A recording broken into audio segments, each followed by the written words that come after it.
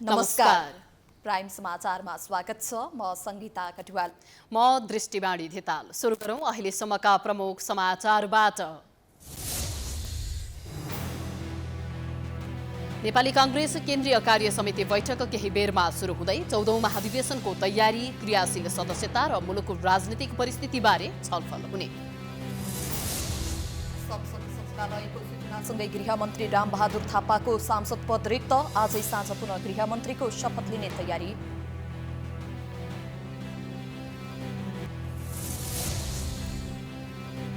प्रतिपक्ष दलहरूले अवरोध जारी राखेपछि प्रदेश एक सरकारद्वारा आज हिउँदे अधिवेशन अन्त्यको तयारी, बैठक चल्न नदिने विपक्षी दलहरूको चेतावनी। प्रधानमन्त्री ओलीले पुनः एमसीसी मुद्दा ब्युत्याएपछि राजनीतिक ध्रुवीकरणको संकेत, एमसीसीका सवालमा प्रधानमन्त्रीलाई कांग्रेसको समर्थन।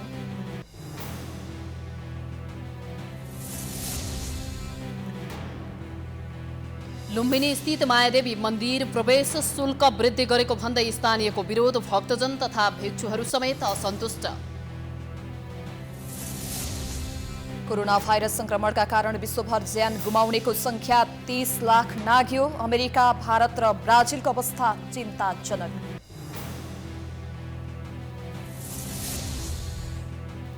र त्रिकोणात्मक टी20 क्रिकेटमा नेदरल्यान्ड्स र मलेसिया बीच खेल जारी, दुवै टोली जितको खोजीमा।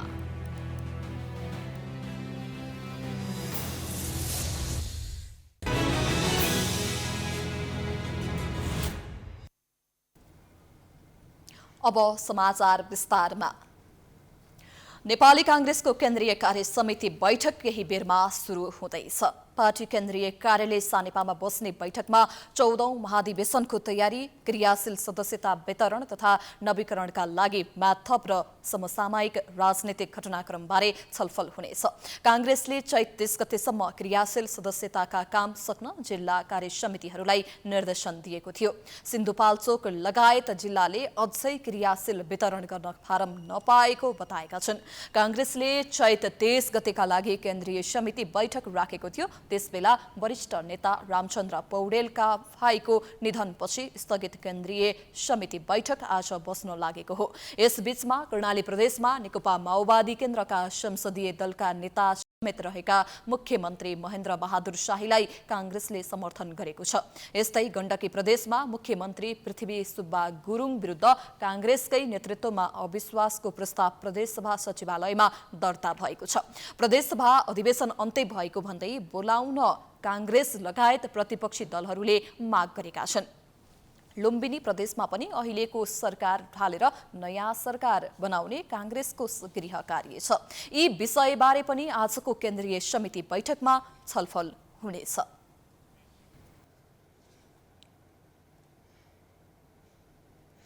गृहमन्त्री रामबहादुर थापाको सांसद पद रिक्त भएको छ। नेकपा माओवादी केन्द्रले थापाले दल त्याग गरेको र अहिले आफ्नो दलमा नरहेको भन्दै संसद सचिवालयलाई पत्र पठाएपछि उहाँको पद रिक्त भएको हो। संसद सचिवालयले आज सूचना जारी गर्दै थापाको राष्ट्रिय सभा सदस्य पद रिक्त भएको जानकारी दिएको छ। आजै साँझ उहाँले पुनः गृहमन्त्रीको शपथ लिने कार्यक्रम तय भएको छ। प्रधानमन्त्री केपी शर्मा ओलीले यसअघि पनि माओवादीबाट कारबाहीमा परेर सांसद र मन्त्री पद गुमाएका 4 जना मन्त्रीहरूलाई पुनः मन्त्रीमा नियुक्त गर्नु भएको थियो।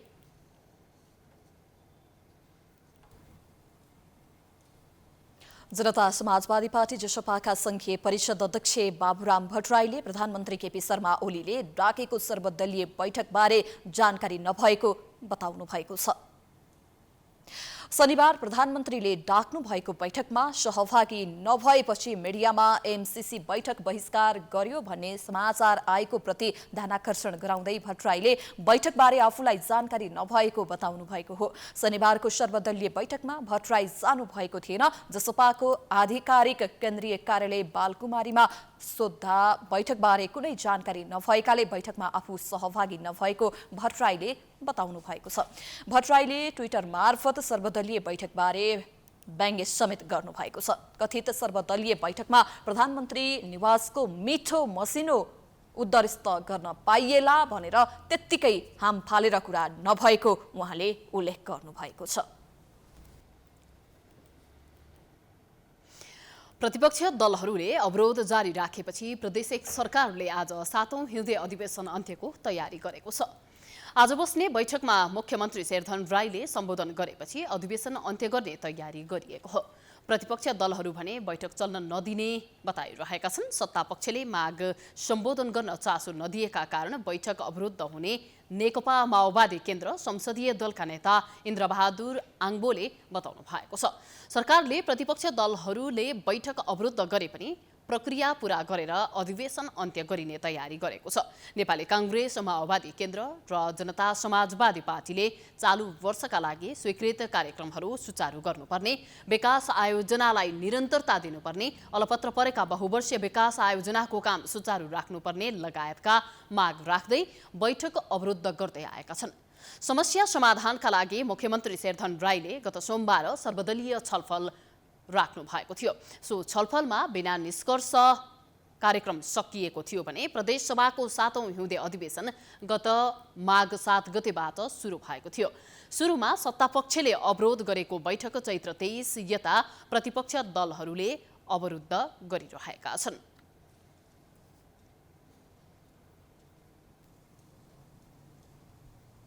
प्रधानमन्त्री केपी शर्मा ओलीले विपक्षी दल कांग्रेसलाई फकाउनका लागि एमसीसी परियोजना अघि सारेर सत्ता टिकाउने नयाँ अस्त्र प्रयोग गर्नुभएको छ। प्रदेशदेखि केन्द्रसम्मका सरकार सङ्कटमा परेपछि प्रधानमन्त्रीले ल्याएको एमसीसीको बहसले सत्ता गठबन्धनमा समेत हलचल ल्याउने संकेत देखिन्छ।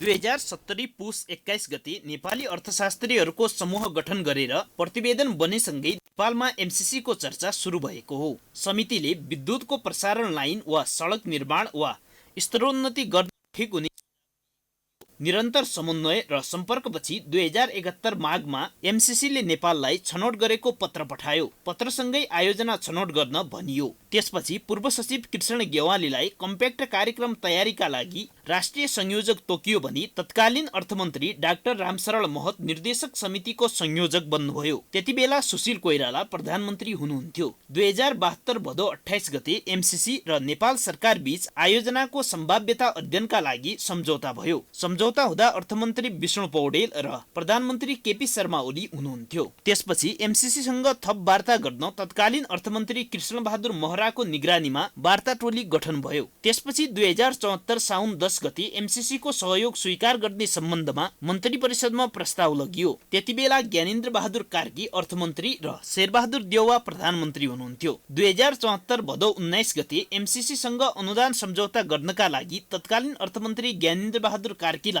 मन्त्री परिषदले स्वीकृति प्रदान गर्यो। 2074 भदौ 29 गते तत्कालीन अर्थमन्त्री कार्कीले मिलेनियम च्यालेन्ज कम्प्याक्टमा हस्ताक्षर गरी अनुदान सहायता लिने सम्झौता गर्नुभयो। जब यो आयोजना कार्यान्वयनका लागि स्थानीय कानून भन्दा माथि हुनुपर्ने र संसदबाट पास हुनुपर्ने कुरा आयो, त्यसपछि एमसीसी विवादित हुन पुग्यो। एमसीसी अनुमोदन नभएकोमा प्रधानमन्त्री ओली आक्रोशित देखिनु भएको छ।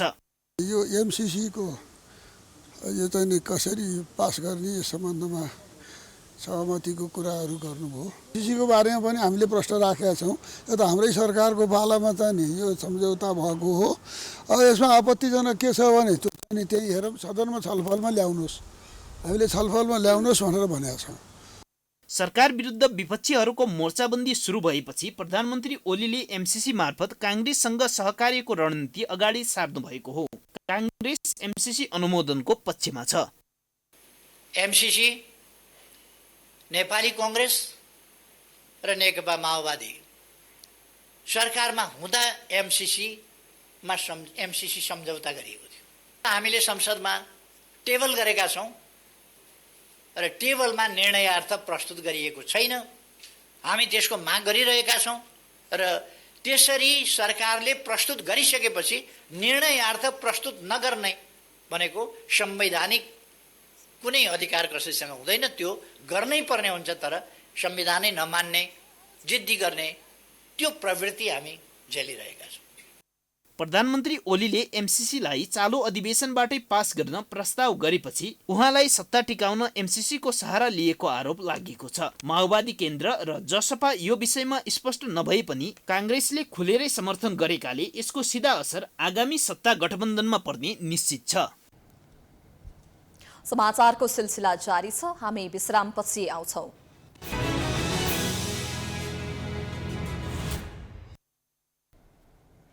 विश्रामपछि स्वागत छ। अब बाँकी समाचार। कोरोना संक्रमणप्रति सरकार र सर्वसाधारण सचेत नभएको भन्दै जनस्वास्थ्यविदहरूले चिन्ता व्यक्त गरेका छन्। पछिल्लो समय नयाँ भेरिएन्टको कोरोना संक्रमण भएपछि निको हुन समेत निकै गाह्रो भएको विज्ञहरूले खुलासा गरेका छन्। कोरोना भाइरस संक्रमणको दोस्रो लहर सुरु भएको पुष्टि भइसकेको छ, तर नियन्त्रणका लागि न सरकारले पर्याप्त प्रयास गर्न सकेको छ, न सर्वसाधारण सचेत देखिएका छन्, जसले गर्दा अबको केही महिनाभित्र नेपालमा संक्रमणले भयावह स्थिति लिने चेतावनी जनस्वास्थ्यविदहरूले दिएका छन्। शनिबार रिपोर्टर्स क्लबले आयोजना गरेको साक्षात्कारमा जनस्वास्थ्य विज्ञहरूले कोरोना संक्रमणको दोस्रो लहर सुरु भइसकेकाले अब भयावह स्थिति आउन सक्ने चेतावनी दिएका हुन्।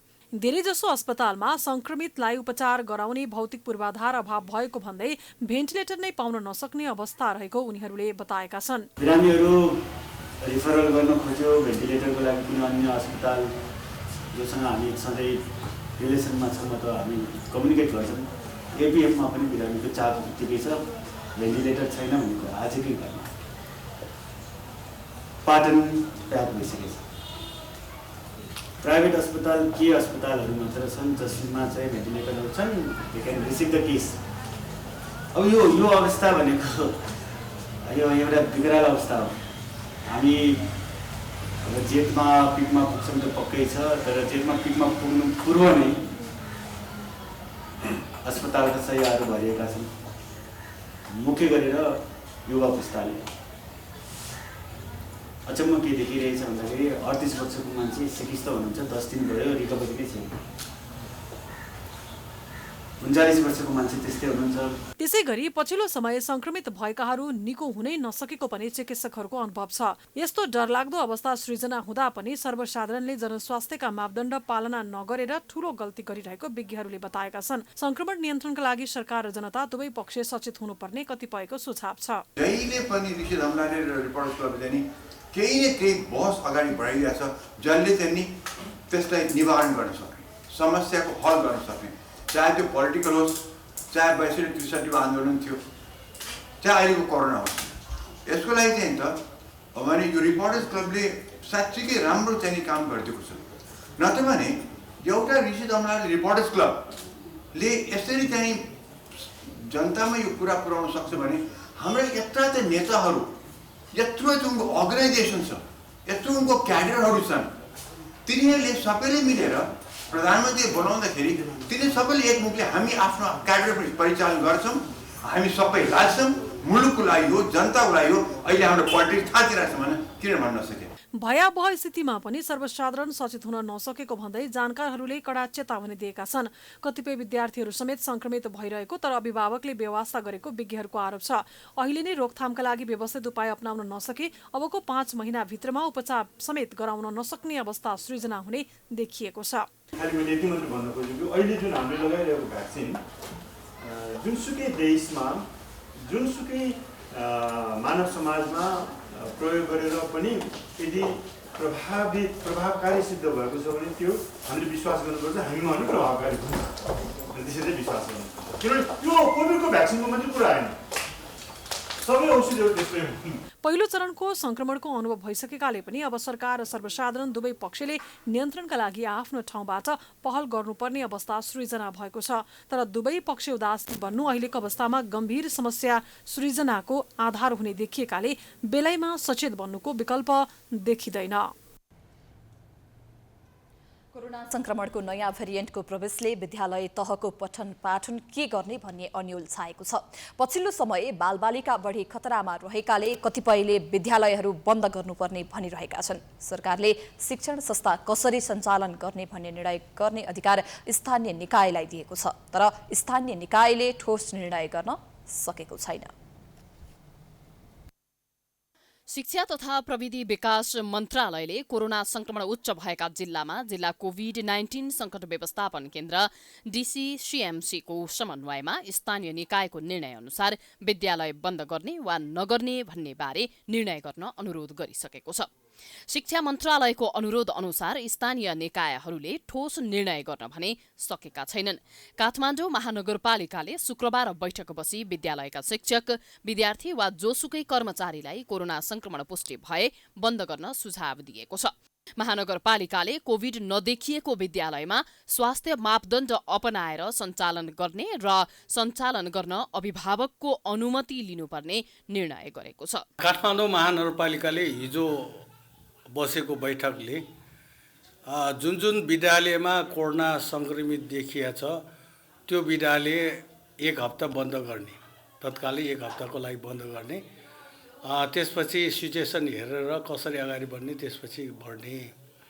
दोस्रो कुरा चाहिँ जुन जुन विद्यालयमा सङ्क्रमण देखिया छैन ती विद्यालयहरूमा यो जनस्वास्थ्यको मापदण्ड चाहिँ अपनाएर विद्यालय सञ्चालन गर्ने र त्यो सञ्चालनको लागि अभिभावकसँग पनि छलफल गर्ने र अभिभावकको स्वीकृतिले विद्यालय सञ्चालन गर्ने भन्ने निर्णय भएको छ। त्यस्तै ललितपुर महानगरपालिकाले सरकारवालाहरूसँग आइतबार मात्र छलफल गरी विद्यालय सञ्चालनबारे निष्कर्ष निकाल्ने भएको छ। फेरि दोस्रो चरणको कोभिड आइसकेपछि अलिकति डर त हुने नै हो, तर पनि हामीले यो कोभिडको मापदण्ड अपनाएर गर्दाखेरि चाहिँ राम्रै हुन्छ र विद्यार्थीहरूको अवस्था कुनै कुनै स्कुलमा चाहिँ केही विद्यार्थीहरूलाई संक्रमण भएको कुराहरू पनि आइरहेको छ, जस अनुसार चाहिँ ती संक्रमित विद्यार्थी र संक्रमित भएको जुन क्लासहरू छन् ती क्लासहरूलाई चाहिँ बन्द गरेको अवस्था पनि छ। सर्वसाधारणहरूले पनि मिश्रित जवाफ दिएका छन्। उनीहरूले सरकारले कोरोना नियन्त्रण गर्ने हो भने सम्पूर्ण नाकाहरू बन्द गर्नुपर्ने सुझाव दिएका छन्। स्कुललाई बन्दै गर्नुपर्छ भनेर शिक्षा मन्त्रालयले भनिरहेको छ भने उता भारतको सम्पूर्ण नाकाबाट चाहिँ मान्छेहरू चाहिँ फटाफट आइरहेछन्। म आफै पनि दिल्ली टु काठमाडौँ आउँदाखेरि मैले दिल्ली टु काठमाडौँ आउनु पाएन, गोरखपुर भएर आएँ। सुनौली बोर्डरमा म कोरोना चाहिँ टेस्ट गराएर नेगेटिभ रिपोर्ट ल्याएको थिएँ, कसरी नोबडी देयर, कसरी चेकअप गरेन। त्यो भएर सबभन्दा फर्स्ट अफ अल त हामीले के गर्नुपर्छ नि, हामी आफै फर्स्ट अफ अल त हामी अवेरनेस हुनुबाहेक अरू विकल्पै छैन। अलिकति अब हाम्रो नेपालमा चाहिँ सिस्टमको नै अभाव देखिन्छ होइन, मलाई लागेको चाहिँ। अब कस्तो भनेदेखि अब विश्वले अहिले अध्ययनको कुराहरूलाई अगाडि नै बढाइरहेको छ, उसले आफ्नो सिस्टमबाट चलाइरहेको छ। हाम्रो नेपालमा पनि त्यो सिस्टम ल्याउन सकेदेखि होइन, सरकारले त्यो सिस्टमलाई चाहिँ नि अरूको देखेरै भए पनि गरिदिएदेखि चाहिँ आउने पिँढीहरूले पनि शिक्षालाई अन्यल रूपमा चाहिँ लिन नपर्ने, बालबच्चालाई चाहिँ हामीले कोभिडकै घरमा बसेर पनि मान्छेले गरिरहेको स्थिति त हो। सरकारी निकायहरूले एक नासले स्पष्ट निर्णय नगर्दा विद्यालय सञ्चालकहरू भने अहिले विद्यालय बन्द गर्न नहुने पक्षमा आवाज उठाउँदै आएका छन्। कोरोना संक्रमणबाट जोगिनका लागि स्वास्थ्य मापदण्ड कडाइका साथ पालना गर्ने तर पठन पाठन बन्द नगराउने सामुदायिक विद्यालयको चाहना छ। लुम्बिनी स्थित मायादेवी मन्दिर प्रवेश शुल्कमा वृद्धि गरेको भन्दै स्थानीयले विरोध गरेका छन्। कोरोना संक्रमणका कारण ठप्प भएको पर्यटन क्षेत्रलाई राहत दिनुपर्ने समयमा मन्दिर प्रवेश शुल्कमा वृद्धि गरेको भन्दै पर्यटन तथा होटल व्यवसायी र स्थानीयले विरोध गरेका हुन्। लुम्बिनी विकास कोषले मन्दिर प्रवेशमा चर्को शुल्क उठाएको भन्दै भक्तजन तथा भिक्षुहरूले समेत असन्तुष्टि जनाएका छन्। कोषले वैशाख 1 गतेदेखि लागू हुने गरी प्रवेश शुल्कमा वृद्धि गरेको छ। कोभिड-19ले गर्दाखेरि अब सबै पर्यटन क्षेत्रहरू थलिएको बेलामा लुम्बिनी विकास कोषले काण्डकाण्ड समितिले जुन यो काम गर्यो यो चाहिँ राम्रो भएन। यसले चाहिँ अब हाम्रो त्यसै पनि पर्यटन व्यवसाय नराम्रो भएको बेलामा यो चाहिँ गर्नु राम्रो होइन, यसलाई तुरन्तै फिर्ता लिनुपर्छ भन्ने हाम्रो सोचाइ छ। लुम्बिनी संरक्षण शुल्क भनेर अब आउने 1 गतेदेखि लागू गर्न लागेको छ, त्यो एकदमै गलत हो। यस्तो कोभिडको बेला यो कुनै पनि शुल्क नबढाउनु, सकेसम्म सहुलियत दिनु, लुम्बिनीमा कसरी पर्यटक ल्याउनु त्योतिर लाग्नुपर्छ। तर लुम्बिनी विकास कोष त्यो सब ख्याल नगरेर खालि कसरी आम्दानी गर्ने, कसरी पर्यटक कम गर्ने मात्रै लाग्छ। यता लुम्बिनी विकास कोषले सरकारले कोषलाई प्रशासनिक र चालु खर्चका लागि बजेट नदिएका कारण शुल्क वृद्धि गर्नुपरेको जनाएको छ। सरकारले कोषलाई आफै आत्मनिर्भर बन्न भनेकाले आम्दानीका लागि बाध्य भएर शुल्क वृद्धि गरेको जनाएको छ। लुम्बिनीको प्रशासनिक र चालु खर्च वार्षिक 18 करोड भन्दा बढी भएको कोषले जनाएको छ। प्रवेश शुल्कबाट मात्रै कोषले वार्षिक 14 करोड भन्दा बढी आम्दानी गर्दै आएको छ।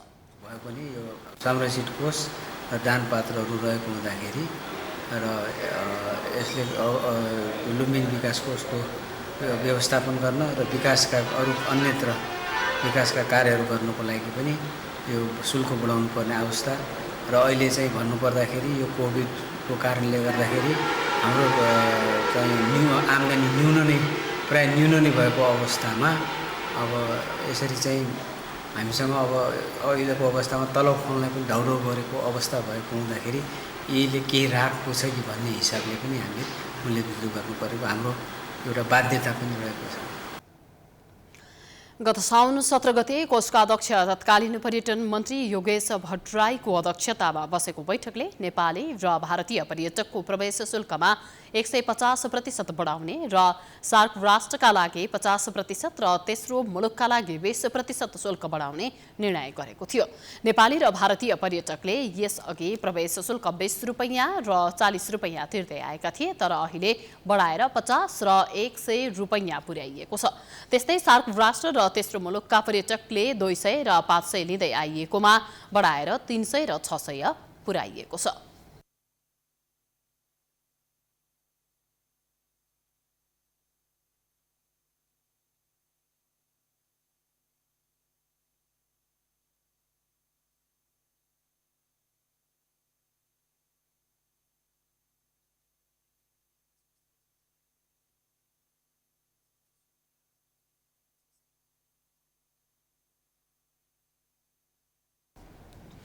विदेशमा पसिना बगाउँदै मृत्युवरण भएका 10 नेपालीको शव नेपाल ल्याइएको छ। धन कमाउने ठूलो सपना बोकेर खाडी मुलुक गएका 9 जना नेपालीको शव मलेसियाबाट र 1 जनाको शव कतारबाट ल्याइएको हो।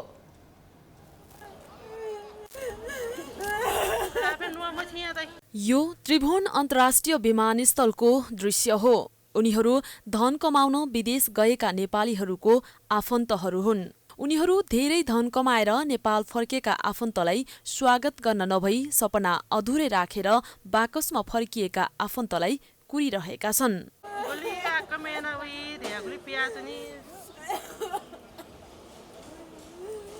धन कमाउने अनि परिवारलाई सुखसँग राख्ने ठूलो आशा बोकेर गएका धेरै नेपाली युवाहरू विदेशको खाडीमा बेसहारा भएर बस्न बाध्य छन् भने कतिपय कामको सिलसिलामा मृत्युवरण गर्न बाध्य छन्। कतिपयको के कारणले मृत्यु भएको हो भन्ने नै परिवारलाई पत्तो हुँदैन भने शव कहिले आउँछ भन्ने समेत थाहा हुँदैन। उनीहरू सरकारले शव भए पनि स्वदेशमा ल्याइदिन्छ भन्ने आशामा यसरी बसेका छन्। बाउ मरेको महिना दिन पैसा त्यसले आउन पाएन, गालाले कुट्न गयो अरे मान्छे। उसको बाउको किरी गर्न आउन पाएको छैन। आमा रोएर बस्यो, मिन पाउर जाने भनेर गयो, फकाइ फुलाइ गरेर पढाउँछन्। अनि आयो घर बाउ आमाहरू, बाउ मरो 1 महिना भयो, 1.5 महिना हुन लाग्यो। बाउको किरी गर्ने मान्छे कोही छैन। पैसा कमाउने आशमा विदेशिएका नेपाली युवाको अकालमा मृत्यु हुनु र शव समेत समयमा स्वदेश ल्याउन नसक्नु सरकारको ठूलो कमजोरी भएको आफन्तहरू गुनासो गर्छन्। विदेशमा काम गर्न पठाउने अनि रेमिट्यान्स भित्र्याउने ठूला गफ छाट्ने सरकारको रवैयाले आफूहरू आजित भएको आफन्तको गुनासो छ। मलेसियाबाट आयो, नौडा आयो होइन, कतारबाट एउटा यो डेट बडी बिहान 9 बजी आइपुगेको, 8:52 ल्यान्डिङ भएको हो होइन। त्यस पछाडि यहाँ लिएर आयो। मलेसियाबाट आउने चाहिँ नेपाल एयरलाइन्समा हो, अर्को कतारबाट आएको एउटा चाहिँ कतार एयरवेजबाट हो। शनिबार मात्र खाडी मुलुक गएका 10 जना नेपालीको शव बुझ्नका लागि आफन्त अन्तर्राष्ट्रिय विमानस्थलमा पुगेका थिए। मलेसियाबाट 9वटा शव नेपाल एयरलाइन्सको विमानबाट ल्याइएको छ भने 1वटा शव कतार एयरलाइन्सको विमानबाट ल्याइएको छ। मलेसियाबाट आयो, 9वटा आयो होइन, कतारबाट एउटा यो डेट बडी बिहान 9 बजी आइपुगेको, 8:52 ल्यान्डिङ भएको हो होइन। त्यस पछाडि यहाँ लिएर आयो। मलेसियाबाट आउने चाहिँ नेपाल एयरलाइन्समा हो, अर्को कतारबाट आएको एउटा चाहिँ कतार एयरवेजबाट हो। मलेसियाबाट लालबहादुर महर, विद्यानन्द यादव, इन्द्रदेव मण्डल, देवबहादुर भट्टराई, शिवराज दयाल पासवान, राजाराम बाठा, सन्तोष महरा, मुना कुँवर, लालबहादुर शाह र देवकान्तिको शव आइपुगेको हो। कतारबाट दीपक रिजालको शव ल्याइएको हो। रोजगारीका लागि गएका उनीहरूको विभिन्न कारणले मृत्यु भएको वैदेशिक रोजगार बोर्डले जनाएको छ। बोर्डका अनुसार अझै विभिन्न देशमा 18वटा नेपालीको शव छ। मलेसियाबाट अझै 4वटा शव आउन बाँकी छ। यस्तै साउदी अरबबाट 13वटा शव झिकाउन बाँकी छ। कतारबाट 1 जना नेपालीको शव रहेको बोर्डले जनाएको छ। दुर्घटनामा ज्यान गुमाएका र कामका क्रममा ज्यान गुमाएकाहरूको प्रहरी रिपोर्ट र बिमाको काम टुङ्गिन समय लाग्ने भएकाले कतिपय शव ल्याउन समस्या भएको छ। गएको साउन महिनादेखि वैशाख 4 गतेसम्ममा वैदेशिक रोजगारीमा गएका 643 जनाले ज्यान गुमाएका छन्। क्यामेरामा राधिका श्रेष्ठको साथमा रिता मुखिया, काठमाडौँ। प्रधानमन्त्री केपी शर्मा ओलीले मुलुकको आर्थिक विकास निर्माणका काम तीव्र गतिमा भइरहेको राजनीतिक दबाव गर्दै आइरहनु भएको छ। तर आक्रामक भएर आएको कोरोना संक्रमणको त्रास र अस्थिर राजनीतिक माहौलका कारण अर्थतन्त्रलाई गतिशील बनाउने परिसूचकहरू खस्केर गइरहेका छन्। केपी शर्मा ओलीले आर्थिक विकास तीव्र गतिमा भइरहेको फेरिस्त पेश गर्दै आउनु भएको छ। मेलम्ची खानेपानी आयो, धरहरा बनियो, तामाकोशी बन्ने क्रममा छ। तर कुल गृहस्थ उत्पादन जीडीपी 38 खर्बको भएको देशमा 2-4 अर्बको कामले अर्थतन्त्रमा ठूलो योगदान पुर्याउन नसक्ने अर्थविद गोविन्द थापाले बताउनुभयो। प्रधानमन्त्रीको यो राजनीतिक दाबी भएकाले आर्थिक वृद्धि दर विकास दरको कुरामा राजनीतिक दाबी त्यति लागू नहुने थापाको भनाइ छ। बजेटको त्यो दावा त त्यसले गरेको एउटा गलत अनुमान के थियो भने यो आर्थिक वर्ष सुरु भएदेखि नै यो कोभिड-19 चाहिँ यो शिथिल हुँदै जान्छ र यो बिस्तारै चाहिँ हराउँदै जान्छ। त्यसैले आर्थिक गतिविधिहरू छिट्टै नै जाने फेरि सक्रिय हुन थाल्छन् भन्ने अनुमानको आधारमा उसले 7% गरे हो बजेटले, होइन। तर त्यो गलत साबित भयो। उहाँले भनेका जुन कुराहरू हुन् ती राजनीतिक दाबी हुन्। ती राजनीतिक दाबीमा चाहिँ यो आर्थिक चाहिँ अनुमानको कुरा यो चाहिँ त्यति चाहिँ लागू हुँदैन। चालु आर्थिक वर्षमा 7% वृद्धि दरको लक्ष्य राखिए पनि वर्ल्ड ब्याङ्कले 2.7% आर्थिक वृद्धि दर हुने भनेको छ। गत वर्षमा जस्तो ऋणात्मक नभए पनि वृद्धि दर 2.7 भन्दा कम हुने अर्थविद गोविन्द थापाको भनाइ छ।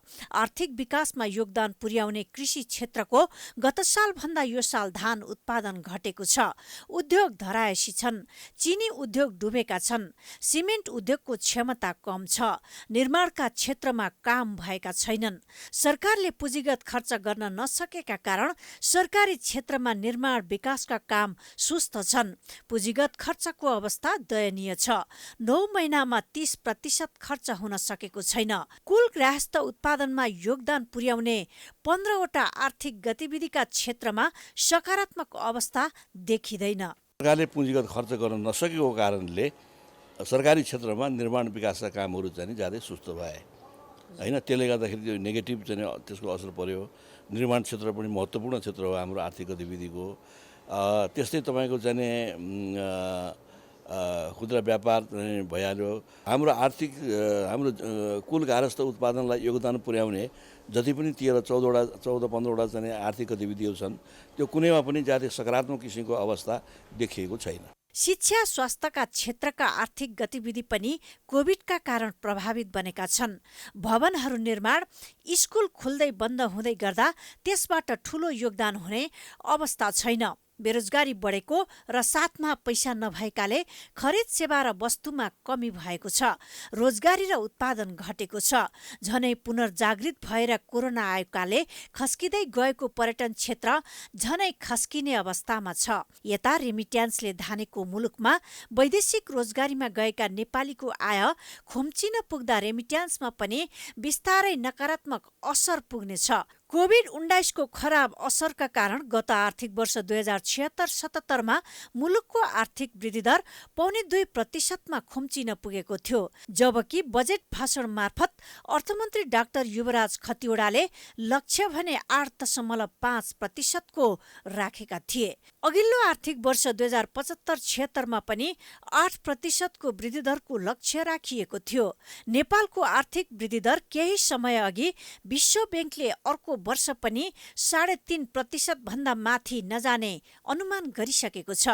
अर्थतन्त्रमा खासै सुधारका पहल नभएर 3% भित्र आर्थिक कारोबार खुम्चिन पुग्दा पनि बजेट भाषणमा भने वर्षेनी जस्तो 6 देखि 7% को हाराहारीमा आर्थिक वृद्धि दरको महत्त्वकांक्षी योजना प्रस्तुत गरिन्छ, जसले समृद्ध नेपाल सुखी नेपालीको राष्ट्रिय आकांक्षा पूरा हुनेमा पनि शंका नै छ।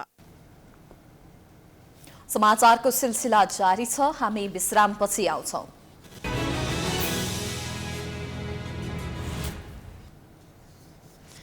विश्रामपछि स्वागत छ। अब बाँकी समाचार। चितवनको अयोध्यामा राम, सीता, लक्ष्मण र हनुमानको मूर्ति स्थापनाका लागि मन्दिर निर्माणको काम थालिएको छ। गत वर्षको भानु जयन्तीमा भगवान रामको जन्म नेपालमै भएको दावी गर्नुभएका प्रधानमन्त्री केपी शर्मा ओलीले यो वर्ष अयोध्यामा मन्दिर निर्माण गरी मूर्ति राख्ने योजना बनाउनु भएको छ। प्रधानमन्त्री केपी शर्मा ओलीको अग्रसरतामा तयार गरिएको मूर्तिहरू वैशाख 8 गते राम नवमीको दिन पारेर माडीको अयोध्यापुरीमा स्थापना गर्ने तयारी गरिएको छ। मूर्तिहरू राख्न अयोध्यापुरी माडी नगरपालिकाले छुट्याएको 100 बिघा जमिनको केही हिस्सामा अहिले अस्थायी मन्दिर तयार गरिँदैछ। तत्कालका लागि मूर्ति स्थापना गर्ने उद्देश्यले अस्थायी मन्दिर र सत्तलको निर्माण हुँदै गरेको माडी नगरपालिकाले बताएको छ। मूर्ति स्थापनाका लागि तत्काल अस्थायी मन्दिर निर्माण हुँदै गर्दा 22 महिनाभित्र स्थायी मन्दिर निर्माण गरी मूर्ति राखिने नगरपालिकाको भनाइ छ। भानु जयन्तीको उपलक्ष्यमा बोलिसकेपछि र माडी नगरपालिकाको टिमसँग बसेर कुराकानी भइसकेपछि यसलाई अयोध्या धाम विकास गर्नको निम्ति राम सीता को मूर्ति म बनाइदिन्छु, बनाउन लगाउँछु, तुरन्त अब चाहिँ अयोध्या धाम चाहिँ विकास गर्नु पर्यो भनेर भन्नुभएको थियो र त्यही अनुसारको अहिले मूर्तिहरू बनिसकेको र त्यो मूर्तिहरूलाई स्वागत गरेर यो बनिरहेको भवनमा राख्नको निम्ति अहिले हामी त्यो एउटा निर्माणाधीन अवस्थामा जुन देख्नु भएको छ, हामी यही 8 गते रामनवमीको दिन काठमाडौँमा रहेका मूर्तिहरूलाई ल्याएर त्यहाँ व्यवस्थापन गरेर स्वागत गर्नको निम्ति बनाइएको भवन हो। प्रधानमन्त्री ओलीले महानवमीको अघिल्लो दिन काठमाडौँको पशुपतिनाथ क्षेत्रमा रहेको राम मन्दिरबाट विधिवत रूपमा ती मूर्तिहरू हस्तान्तरण गर्ने कार्यक्रम रहेको छ। मूर्ति हस्तान्तरण गरेपछि बग्गी र रथ सहितको कलश यात्रा अयोध्यापुरीतर्फ प्रस्थान गर्ने अयोध्यापुरी व्यवस्थापन समितिले जनाएको छ। पशुपतिनाथबाट भद्रकालीसम्म 1008 कलश सहितको र्याली हुने र भद्रकालीबाट नागढुङ्गासम्म बग्गी र रथमा हुनेछन्। यसै गरी नागढुङ्गाबाट मुख्यमन्त्रीको नेतृत्वमा चितवन लगिने पनि बताइएको छ। 1008 कलश सहित बालुवाटारबाट भद्रकालीसम्म 1008 कलश सहित बग्गी र चारवटा रथमा यी मूर्तिहरू राखेर ल्याइनेछ। भद्रकालीबाट 1008 चाहिँ कलश यात्रा बिदा हुनेछ, बग्गी सहित नागढुङ्गासम्म आउनेछ। नागढुङ्गाबाट मुख्यमन्त्रीकै नेतृत्वमा देवघाटसम्म यी मूर्तिहरू हामी ल्याइनेछ र 8 गते बिहान 8 बजे माडीका लागि देवघाटबाट बिदाई गर्नुहुनेछ र माडी छिरिसकेपछि रेवा नदीको तीरमा परशुराम कुण्ड जुन प्रख्यात कुण्ड छ, त्यो कुण्डको जलले अभिषेक गरेर मात्रै हामी ती मूर्तिहरूलाई माडी भित्राउँदैछौँ 8 गते बिहान। राम मन्दिरको निर्माण हुने भएपछि माडीबाट बसाई सराई गरी गएकाहरू भने पुनः फर्केर माडी नै आउने सोच समेत बनाएका छन्। माडीको विकास हुन लागेको भन्दै माडी छाडेका पनि पुनः फर्कन थालेका हुन्। एकदमै गर्वको कुरा हो, किन भन्दा हिजो माडीको विकास नहुँदाखेरि यहाँको प्रत्येक जनसमुदायहरू यहाँबाट चाहिँ विस्थापित भएर अब एउटा राप्तीको पारी मात्रै टेक्न पाए हुन्थ्यो भन्ने अवस्थाको थियो।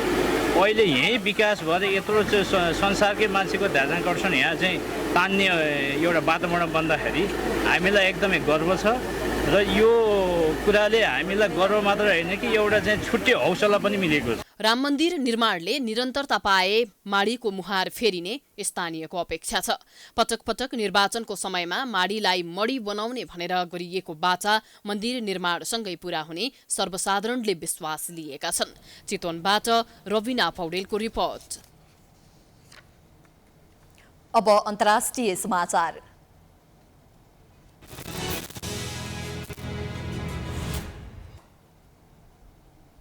रसियाका विपक्षी नेता अलेक्सी नाभाल्नीका चिकित्सकले उपचारमा ध्यान नदिएर नाभाल्नीको केही दिनमै मृत्यु हुन सक्ने खतरा औँल्याएका छन्। जेलमा रहेका नाभाल्नीको रगत परीक्षणबाट उनको मुटु र किडनीको समस्याले कुनै पनि समय देखिने तहमा पुग्ने उनका निजी चिकित्सकले बताएका छन्। रसियाको कारागार प्रशासनले भने सरकारी चिकित्सकको उपचार अस्वीकार गरेको जनाएको छ। राष्ट्रपति भ्लादिमिर पुटिनका कट्टर आलोचक नाभाल्नी सही उपचारको माग गर्दै विगत 18 दिनदेखि भोग हडतालमा रहेका छन्। उनी गत फेब्रुअरी यता जेल सजाय भोगिरहेका छन्। गत अगस्तमा घातक बेस आक्रमणमा परेका 44 वर्षीय नाभाल्नीको जर्मनीमा उपचारपछि स्वदेश फर्कँदै गर्दा विमानस्थलबाटै प्रहरीले पक्राउ गरेको थियो। नाभाल्नी पक्राउ परेपछि रसियाका विभिन्न शहरमा व्यापक विरोध प्रदर्शन भएको थियो। राष्ट्रपति पुटिनको निर्देशनमा आफूलाई बेस दिएको नाभाल्नीको आरोपलाई क्रेमलिनले भने अस्वीकार गरेको छ। पहिलाको जेल सजायका बेला राखिएका शर्तहरू उल्लङ्घन गरेको भन्दै मस्कोको एक अदालतले नाभाल्नीलाई 3.5 वर्षको जेल सजाय सुनाएको हो।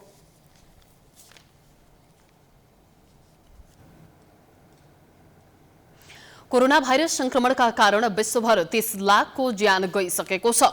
अमेरिकाको जोन हफकिन्स विश्वविद्यालयले अहिलेसम्म 30,08,043 जनाको ज्यान गएको तथ्याङ्क अद्यावधिक गरेको छ। अमेरिका, भारत र ब्राजिलमा सबैभन्दा धेरै मानिस संक्रमित भएका छन्।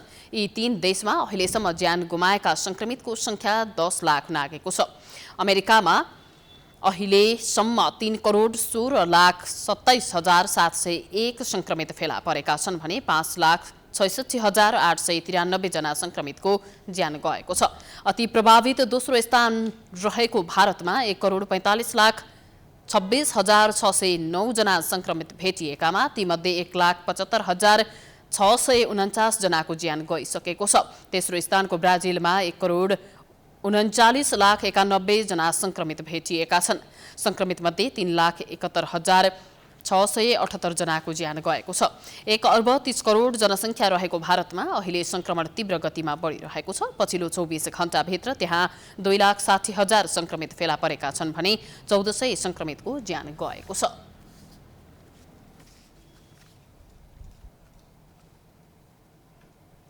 अब खेलकुद समाचार।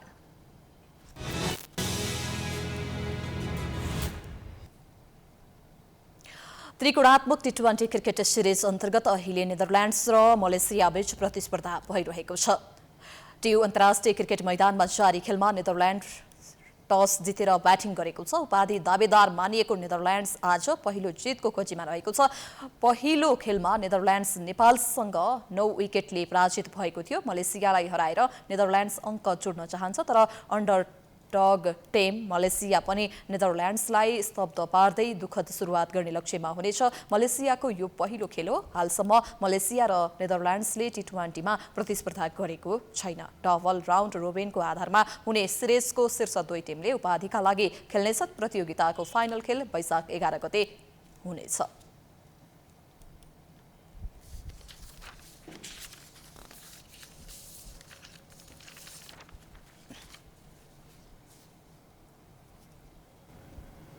यो सँगै हामी समाचारको अन्त्यमा आइपुगेका छौं। जाँदा जाँदै प्रमुख समाचार पुनः एकपटक। नेपाली कांग्रेस केन्द्रीय कार्य समिति बैठक केही बेरमा सुरु हुँदै 14औं महाधिवेशनको तयारी, क्रियाशील सदस्यता र मुलुकको राजनीतिक परिस्थितिबारे छलफल हुने। संसद सचिवालयको सूचनासँगै गृहमन्त्री रामबहादुर थापाको सांसद पद रिक्त। आजै साँझ पुनः गृहमन्त्रीको शपथ लिने तयारी।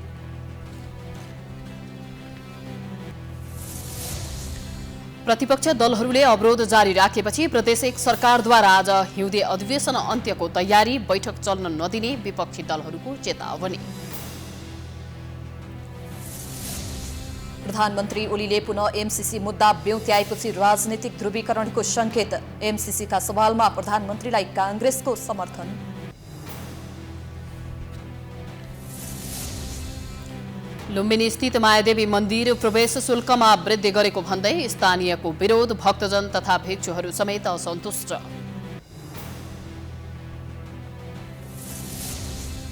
कोरोना भाइरस संक्रमणका कारण विश्वभर ज्यान गुमाउनेको संख्या 30 लाख नाघ्यो। अमेरिका, भारत र ब्राजिलको अवस्था चिन्ताजनक। र त्रिकोणात्मक टी20 क्रिकेटमा नेदरल्यान्ड्स र मलेसिया बीच खेल जारी, दुवै टोली जितको खोजीमा।